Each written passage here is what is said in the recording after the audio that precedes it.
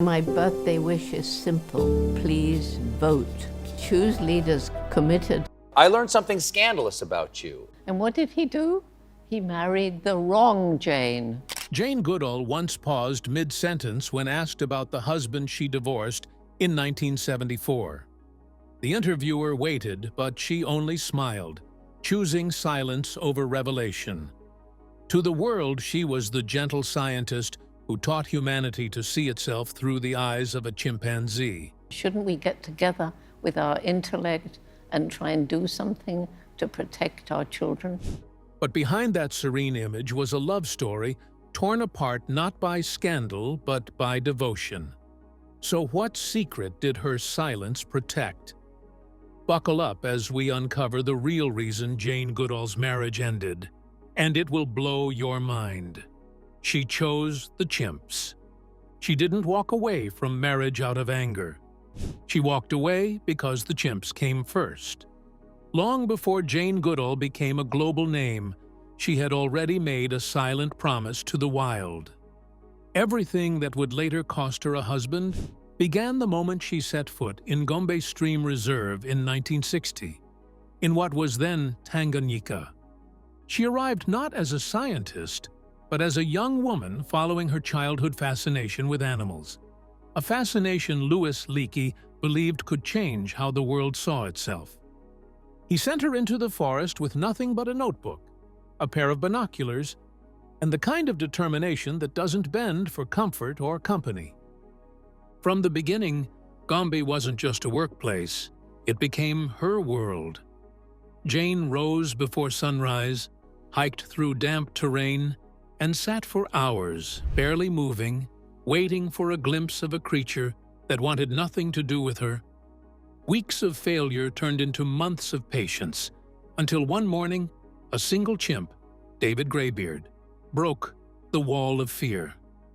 When he reached for a blade of grass to fish termites from a mound, Jane's heart froze. Chimps made tools. They planned. They reasoned.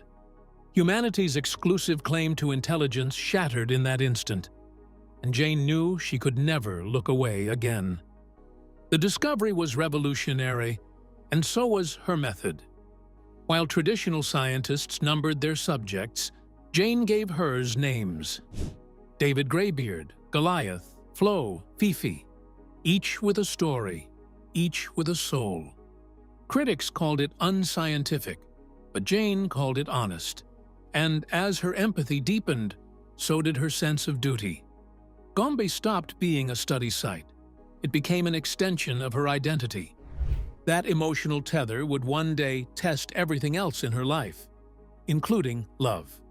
Because when she finally met Hugo van Lawick, the National Geographic filmmaker assigned to document her work, she was already bound to another kind of loyalty, one that no human could compete with. The forest demanded her time, her focus, her endurance. Malaria, isolation, storms, and endless observation shaped her days. Even after she married Hugo, her heart remained in the hills of Gombe, among the chimps who had taught her to see humanity differently. That dedication, pure, consuming, and unrelenting, was the beginning of the fracture neither of them could stop. Jane didn't choose fame or even science. She chose purpose. And that choice, noble as it was, became the quiet force that would pull her marriage apart.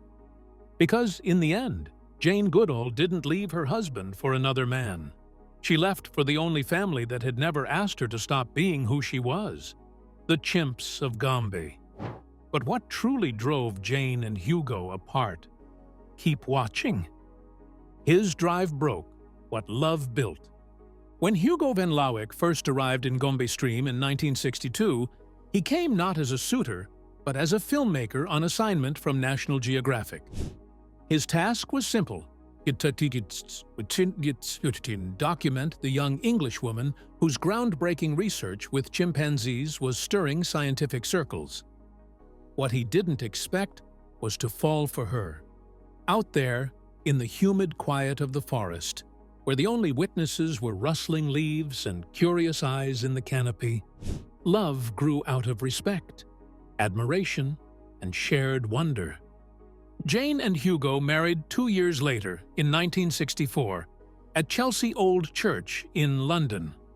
It was a modest ceremony, far removed from the grandeur that would later define their reputations. For a while, the union felt as wild and free as the forest that had brought them together. They returned to Gombe soon after the wedding, not for a honeymoon, but to continue working. Their love story unfolded in tents, among camera reels, notebooks, and the haunting calls of chimpanzees echoing through the valley. Together, they became a force. Jane observed, recorded, and interpreted the lives of the chimps, while Hugo captured them in moving images that mesmerized the world. His photographs of David Greybeard, Flo, and her offspring turned Jane's scientific notes into living emotion. National Geographic's coverage made them both famous, the scientist and the filmmaker who had turned a corner of Africa into a window into human evolution. But with recognition came pressure. National Geographic demanded longer shoots and wider coverage. Hugo traveled across East Africa, while Jane stayed in Gombe to safeguard her research. The passion that once united them slowly created distance, as growing expectations pulled their paths apart. Distance crept in quietly, almost politely. Letters replaced conversations, and visits became shorter and less frequent. When they were together, their worlds no longer aligned. Hugo's life revolved around film crews, expeditions, and the technical demands of capturing nature's drama. Jane's revolved around the chimps, documenting births, deaths, and intricate social bonds that she now knew better than her own husband's schedule. By 1967, their son Hugo Eric Lewis, affectionately called Grub, was born. For a brief moment, the family felt whole again. They lived in a camp near the lake, raising Grub amid the sounds of the forest. But even then, work came first. Hugo spent increasing amounts of time away on assignments, while Jane continued her long days in the field. She once admitted in an interview that Gombe was never a place you could half love. It demanded total commitment, and she had already given it. For Hugo, this dedication became both admirable and unbearable. He respected her devotion but struggled to share her world. The isolation that had once bonded them now felt like a cage. He was a man driven by motion, always seeking the next story, the next frame, the next expedition. Jane was rooted by purpose, by loyalty, by her sense of responsibility to the chimps who had trusted her. What had started as a shared mission evolved into two diverging callings. Hugo's camera lens turned toward distant horizons, while Jane's gaze remained fixed on Gombe. By the early 1970s, their marriage had become a partnership. There were no fights, no scandals, no betrayals, just the slow erosion that happens when love is stretched thin. When they finally divorced in 1974, it wasn't a headline-grabbing story. Jane didn't accuse him of neglect, and Hugo didn't blame her for choosing the chimps. They simply acknowledged what had become undeniable. "We did the right thing," Jane would later say, in her calm, measured voice. Theirs wasn't a failure of affection, but of alignment. Hugo's drive to capture the wild on film made him a legend behind the camera. Jane's drive to understand it made her a legend in science. But those two drives, once harmonious, eventually collided. The forest that had brought them together had also taken them apart. In the end, there were no villains, only two people whose passions burned too brightly in different directions. And though the marriage ended, their respect never did. Jane kept Hugo's photographs near her desk for years after their separation, reminders not of what was lost, but of what had made her story possible. But to fully understand Jane's story, need to go to the very beginning. a union forged in isolation. Before the fame, before the awards, and long before the quiet ending. When Jane Goodall and Hugo van Lawick built their first camp together in Gombe stream, they were not celebrities or icons of science. They were two young people who believed that the world could be understood through patience, observation, and respect for the life around them. Their camp sat on the edge of the Lake Tanganyika shoreline, a clearing carved into dense forest, where tents sagged under humidity and food supplies arrived late and spoiled. Days began before sunrise, with the forest wrapped in mist and alive with distant calls of chimpanzees. Jane, notebook in hand, would climb the steep ridges to track her subjects, while Hugo adjusted his cameras to capture the hidden drama of the forest. It was a life that demanded endurance and discipline. The simplest comforts were absent, yet they found meaning in the work. Their partnership was practical as much as it was emotional. Hugo's photographs gave Jane's research a voice. His camera translated her observations into images that spoke to the world. The two depended on each other, not only for companionship, but for survival. When illness struck, they treated one another with limited medical supplies and quiet determination. When storms destroyed their tents, they rebuilt together, driven by the belief that their efforts mattered. At that time, Gombe was still a mystery to most of the world.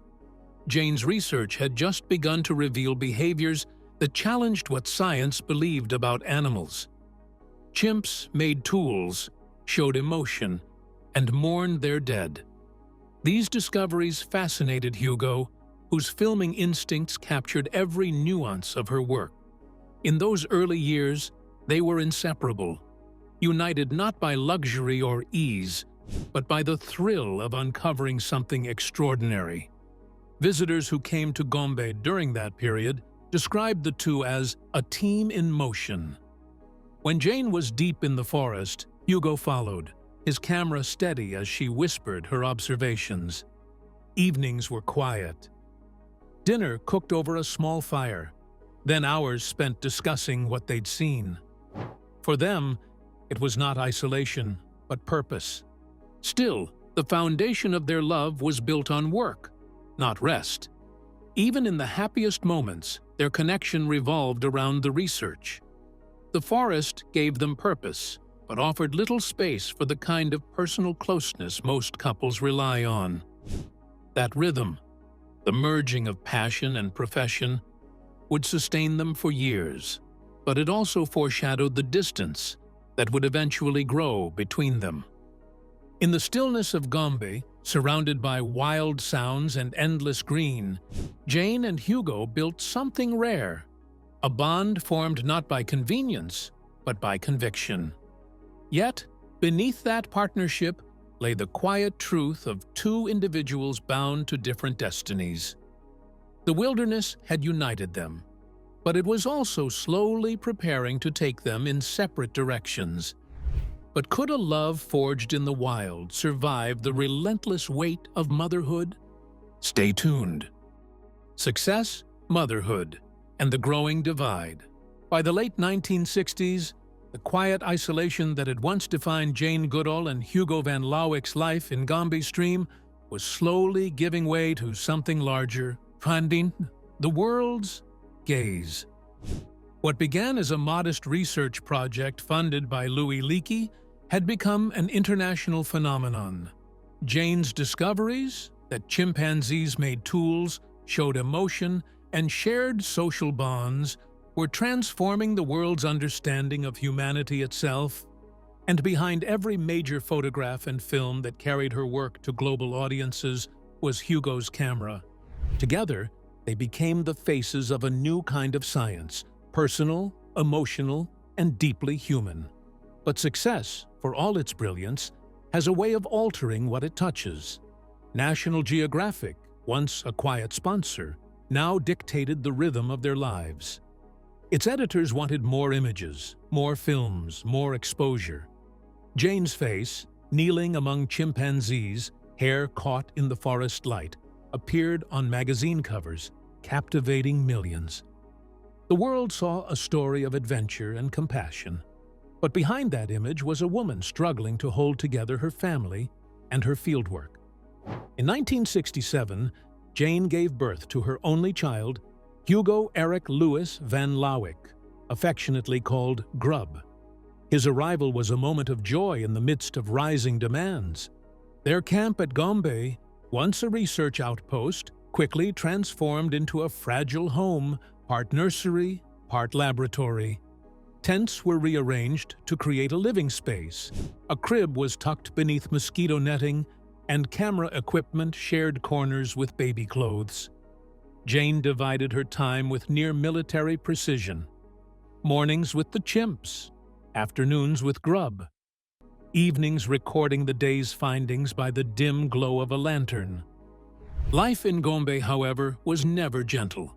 The heat was relentless, the insects constant, and medical care almost non-existent. Malaria struck often, food shipments were unreliable, and isolation pressed heavily on even the strongest spirits. Still, Jane stayed. She believed that Grub would grow up stronger for it, surrounded by nature, where curiosity and courage came as naturally as breathing. To keep him safe, she built a small fenced area near camp where he could play without wandering too close to the chimps, who were curious but unpredictable. Hugo's work often took him away. His reputation as one of Africa's finest wildlife photographers was growing, and his assignments now stretched across the Serengeti, Ngorongoro, and beyond. When he returned, their camp would come alive. Laughter, stories, and moments of warmth that almost made them forget the strain. But those visits grew shorter, and Jane was left to manage both research and motherhood on her own. She later wrote that raising a child in the wild was harder than any scientific task she had faced, but she never regretted it. To her, Gombe was not a risk. It was home. As fame grew, so did the expectations. National Geographic wanted films. Universities wanted lectures. Journalists wanted interviews. Hugo, confident in the public eye, thrived on the challenge. But Jane felt increasingly uneasy. The fame had nothing to do with the chimps, she would later say. Public appearances took her away from the forest she loved, and every absence felt like a betrayal of her work, of the chimps, and sometimes of herself. Watching him grow made her see parallels between her human motherhood and the maternal instincts of the chimps she studied. She observed Flo's tenderness, Fifi's protectiveness, and realized that motherhood, whether human or animal, these insights deepened her research, but they also blurred the line between scientist and mother. By the early 1970s, the strain between her expanding public life and her private world had become impossible to ignore. Jane had become the global face of conservation, while Hugo had become a legend in wildlife filmmaking. Their son was thriving, but the family's unity was stretched thin across continents and commitments. Success had brought them admiration, respect, and legacy, but it had also rewritten their relationship in quiet, irreversible ways. Gombe had given them purpose, motherhood had given them love, and fame had given them reach. Yet somewhere in that mix, the closeness that once defined them was replaced by the distance of two people, both guided by passion, both bound by duty, and both too devoted to turn back. Love, loss, and her second chance. After her divorce from Hugo van Lawick in 1974, Jane Goodall didn't withdraw into solitude. She immersed herself deeper into her mission. Gombe had become her life's heartbeat, her work expanding as her fame grew. Yet behind the recognition and constant travel was a quiet loneliness the forest could not soothe. Then, in the early 1970s, Jane met Derek Bryson, the director of Tanzania's national parks. a politician and war veteran with a reputation for being strict and intimidating. At first, she was wary. She had heard that he was tough and unapproachable. But when they finally met, she saw a different man, one who understood the urgency of protecting Tanzania's wildlife. Beneath the authority was someone who shared her sense of purpose. Their friendship deepened through shared respect rather than romance. Derek admired her courage and persistence, while Jane was drawn to his vision for safeguarding nature. By 1975, after both had finalized divorces, they married. The ceremony was simple, far removed from the attention that had surrounded her first marriage.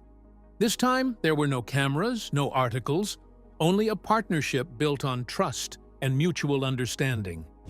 Unlike Hugo, Derek was not a collaborator in her research, but a protector of it. Using his political influence, he introduced measures that would preserve Gombe Stream National Park from interference.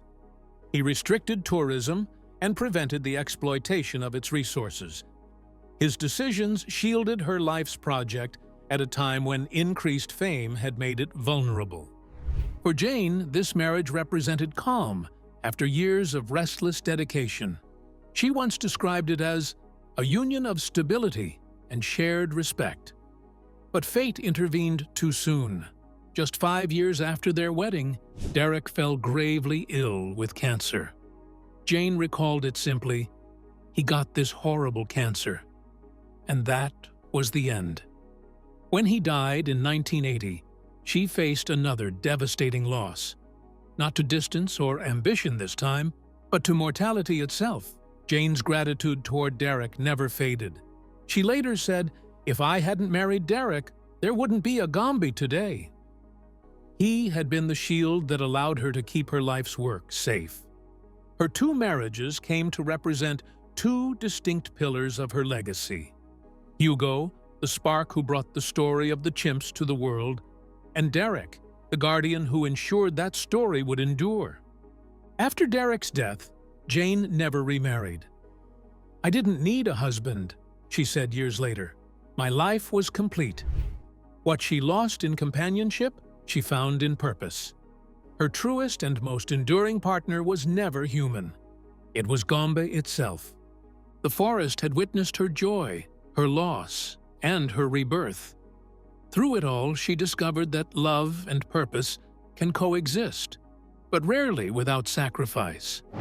And in the quiet rhythm of Gombe, Jane Goodall learned that even the deepest heartbreak can leave behind the strength to continue. But what happens when the person who protected everything you love is suddenly gone? Keep watching to find out. The pain of letting go. When Derek Bryson fell ill, Jane Goodall already sensed the pattern life had written for her. That love, no matter how deep, would always yield to something larger. His illness came suddenly, quiet but devastating. The man who had once stood as a pillar of strength, the director of Tanzania's national parks, the one who had protected Gombe Stream from intrusion, was now weakened by a disease no power could command.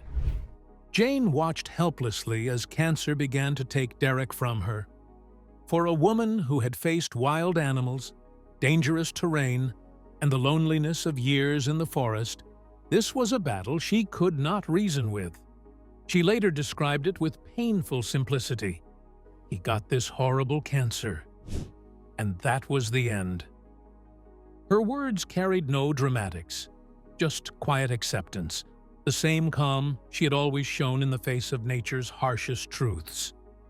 The scientist the world didn't see. To the world, Jane Goodall was the calm, unshakable scientist who changed how humanity saw itself, the woman who lived among chimpanzees and emerged as their voice. Her image was serene, smiling softly beside the forest, notebook in hand, hair tied loosely against the African wind. But behind that quiet grace was a woman who carried the weight of solitude, sacrifice, and unrelenting responsibility. The world saw her strength. Few saw the cost of it. Long after her second husband, Derek Bryson's death in 1980, Jane returned fully to the rhythm of Gombe.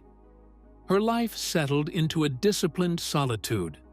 Early mornings climbing the ridges above Lake Tanganyika. Afternoons observing the same families of chimps she had followed for decades, and evenings recording her observations by the light of a single lamp. Despite her fame, Jane lived simply. She slept in modest huts, ate basic meals, and cared little for luxury. Her calm demeanor during interviews wasn't performance. It was a habit, a quiet shield built over years of loss and endurance. She rarely spoke of pain, but her resilience came not from detachment, but rather from acceptance. The media often celebrated her discoveries but seldom understood her isolation.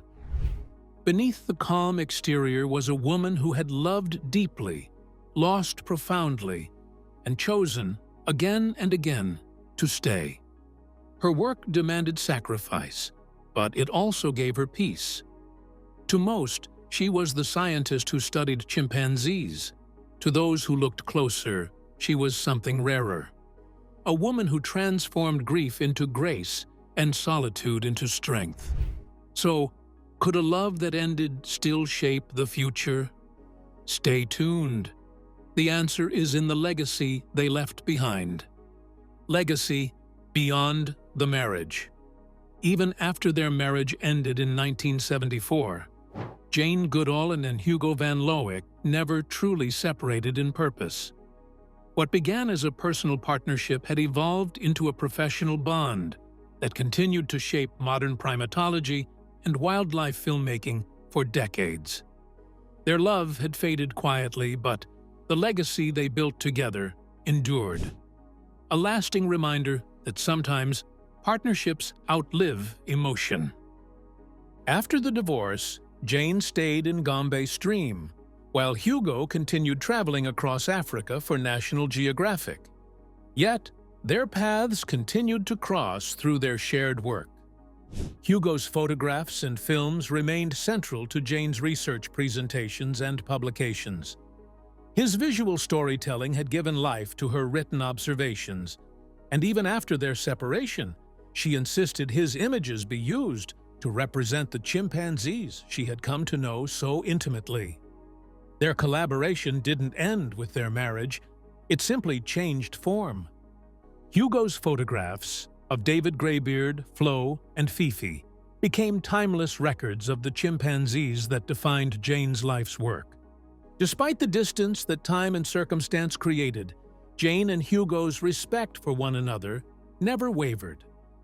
When speaking about him in later years, she often referred to him as a brilliant eye and credited him with helping her communicate her message to the world. Likewise, Hugo spoke with warmth about Jane's focus and courage, calling her the reason people cared about what I filmed. There was no resentment in their words, only appreciation for what they had built together, a rare friendship born from shared history rather than lingering sentiment. In the years following Hugo's death in 2002, Jane often reflected on their intertwined journeys. She described their relationship as a story of parallel devotion, his to the image, mine to the understanding. Together, they had built not only a scientific legacy, but an emotional bridge between humanity and the natural world. Their combined efforts redefined the field of primatology.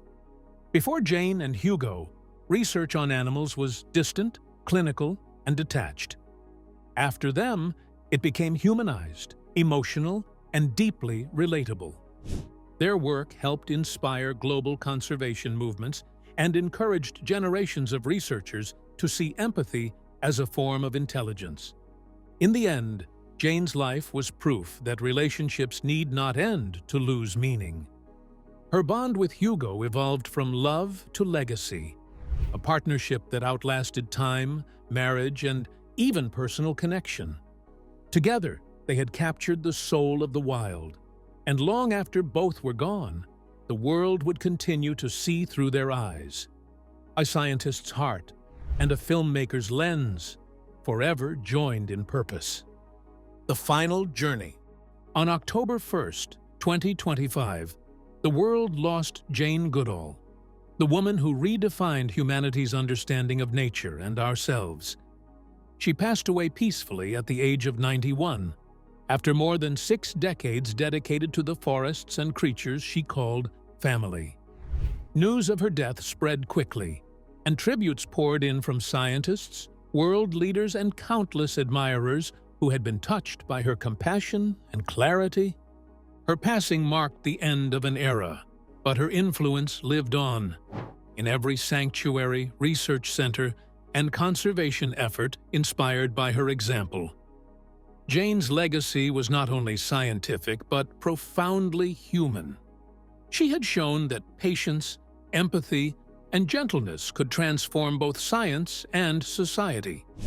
The Gombe Stream Research Center, still active today, remains her greatest monument, a living continuation of the work she began in 1960. In her later years, Jane often said she had lived a full circle of meaning. She had known love and loss, fame and solitude, and through it all, she had never strayed from her purpose. Her choices had cost her much, yet they had also given her everything. As the world reflected on her life, one question lingered. Was Jane Goodall's story proof that devotion and love cannot coexist? Or that, in their purest forms, they are the same? We'd like to hear your thoughts in the comments. Don't forget to share and subscribe for more untold stories.